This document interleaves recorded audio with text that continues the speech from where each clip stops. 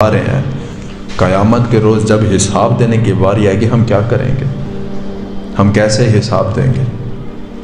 ہم کیسے بتائیں گے کہ باری تعالیٰ دن میں 5 وقت ہمیں فرصت بھی ہوتی تھی، آواز بھی آتی تھی، ہم مسجد میں نہیں جاتے تھے؟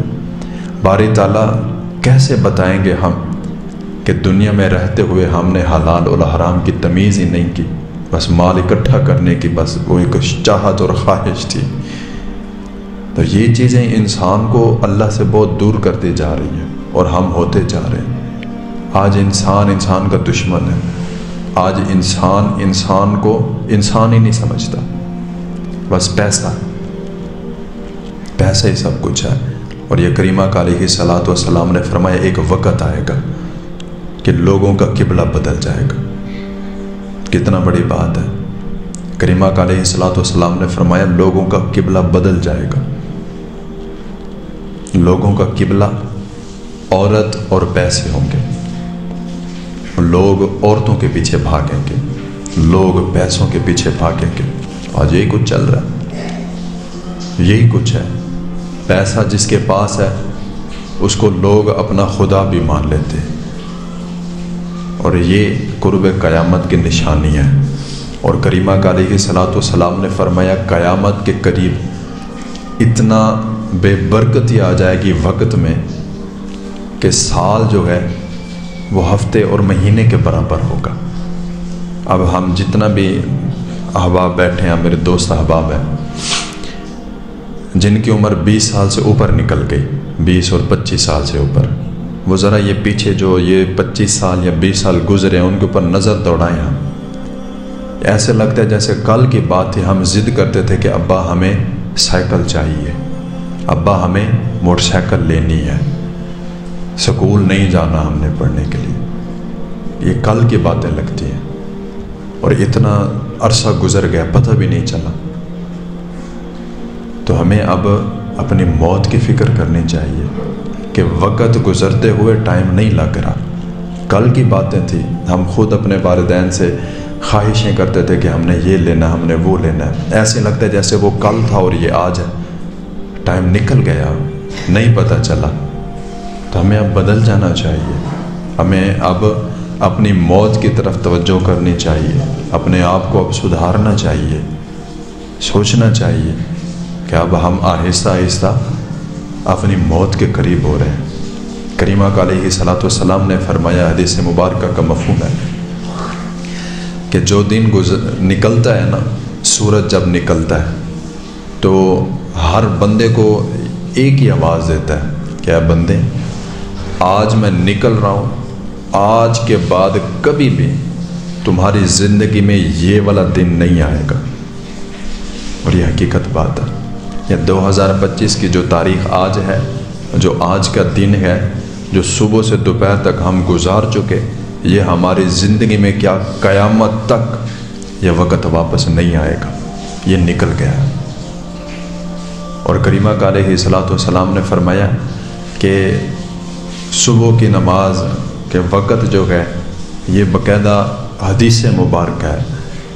کریمہ کا علیہ الصلوۃ والسلام نے فرمایا، اما عائشہ صدیقہ رضی اللہ تعالیٰ عنہ، آپ نے یہ روایت خود سنی اور بیان فرمائی کہ کریمہ کا علیہ الصلوۃ والسلام نے فرمایا صبح کے وقت نا اللہ تعالیٰ کے حکم کے مطابق فرشتے جو ہے لوگوں کا رزق جو ہے وہ تھال میں رکھ کے لے آتے ہیں رزق بانٹنے کے لیے۔ تو جو اٹھے ہوتے ہیں وہ اپنا رزق لے لیتے ہیں، اور جو سوئے ہیں ان کا رزق وہ واپس لے جاتے ہیں۔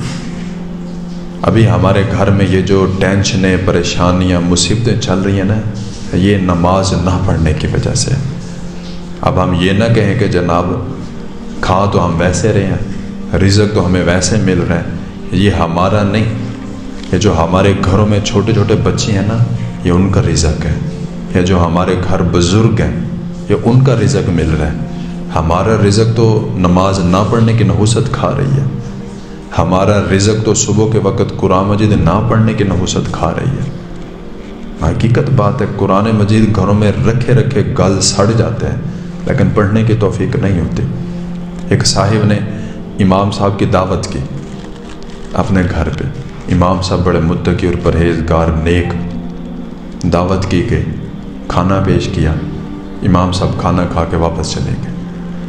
تو وہ جو دعوت کرنے والا صاحب تھا، اس کے بیٹے نے کہا کہ ابا گھر میں نہ پیسے پڑے ہوئے تھے بیکٹ میں جہاں پر امام صاحب آ کے بیٹھے، اب وہ پیسے نہیں مل رہے۔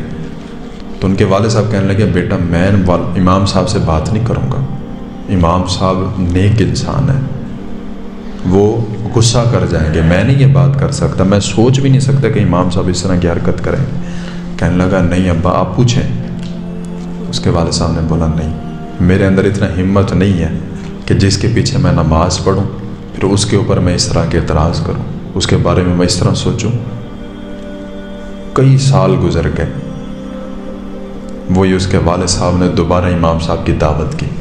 بچہ تھا، اس نے ذہن میں رکھا ہوا تھا کہ پیسے تھے گم ہو گئے۔ والد صاحب نے دعوت کی، امام صاحب آ گئے۔ والد صاحب جو تھے اس بچے کے وہ کھانا لینے گئے تو وہ بچہ امام صاحب کے پاس چلا گیا۔ کہنے لگا امام صاحب آپ غصہ نہ کرو، ایک بات کرنا چاہتا ہوں، کچھ پوچھنا ہے آپ سے۔ پچھلی دفعہ جب آپ آئے تھے تو یہاں پر نا اندر پیسے بکھرے ہوئے تھے، تو وہ پیسے نہیں مل رہے۔ میں آپ کو چور نہیں کہہ رہا، لیکن پوچھ رہا ہوں کہ آپ نے دیکھے تو نہیں؟ تو امام صاحب رونے لگ گئے، بچہ ڈر گیا۔ پھر اس کے والد صاحب آئے، پتہ چلا کہ میرے بیٹے نے امام صاحب سے پوچھا کہ وہ پیسے کدھر ہیں۔ تو وہ جو اس بچے کے والد صاحب تھے وہ معافیاں مانگنے لگے، حضور یہ بچہ ہے، نادان ہے، اس کی طرف سے میں معافی مانگتا ہوں، آپ ناراض نہ ہو ہم سے، ہماری یہ کوشش نہیں تھی، نہ یہ ہماری یہ نیت تھی کہ ہم آپ کو چور سمجھ رہے ہیں، میں نے اس کو منع کیا لیکن یہ نہیں روکا، تو آپ روئیں نہ۔ تو امام صاحب کہنے لگے میں رو اس بات سے نہیں رہا کہ آپ نے مجھ سے پوچھا پیسے کدھر ہے۔ کہنے لگے یہ سامنے الماری میں قرآن مجید رکھا ہوا ہے، اس کو اٹھا کے لے آؤ۔ وہ بچے نے قرآن مجید اٹھایا، بولا اس کا جلدان کھولو۔ جب وہ کھولا نا تو پیسے اس کے اندر رکھے ہوئے تھے۔ تو وہ امام صاحب کہنے لگے جب میں آیا نا پیسے ادھر پڑے ہوئے تھے، میں نے اٹھائے اور قرآن مجید کے جلدان کے اندر رکھ دیے کہ صبح کے وقت یہ اٹھیں گے، قرآن مجید کھولیں گے، ان کو پیسے مل جائیں گے۔ اب میں رو اس بات پہ نہیں رہا کہ آپ نے مجھ سے پوچھا، بلکہ میں رو اس بات پہ رہا ہوں کہ اتنا سال گزر گئے آپ نے قرآن مجید ہی نہیں کھولا، آپ کے گھر میں رکھا رہا، میں اس بات پہ رو رہا ہوں۔ اور آج یہی ہماری حالت اور ہماری کیفیت ہے۔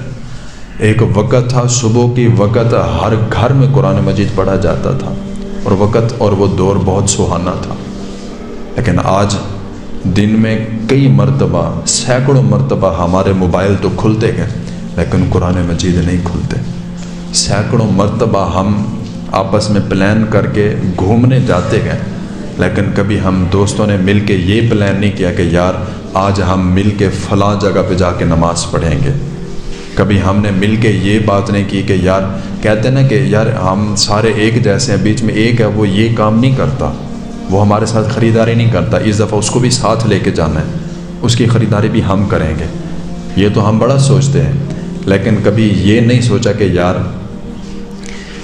یہ ہمارا ایک بھائی جو ہے وہ نماز نہیں پڑھتا، ہم پڑھتے ہیں، اس دفعہ ایسا کریں گے، اس کو زبردستی اپنے ساتھ لے جائیں گے، اس کو کہیں گے کہ بھائی نماز پڑھ۔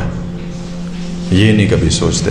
چھٹیاں آئیں گی تو پلان کریں گے فلاں جگہ پہ جانا ہے، فلاں جگہ پہ جانا ہے، لیکن کبھی یہ نہیں ہم سوچیں گے یا یہ پلان نہیں کریں گے چھٹیاں گئیں کچھ دن ہم صرف اور صرف مسجد میں گزاریں گے، روزہ رکھیں گے، عبادت کریں گے۔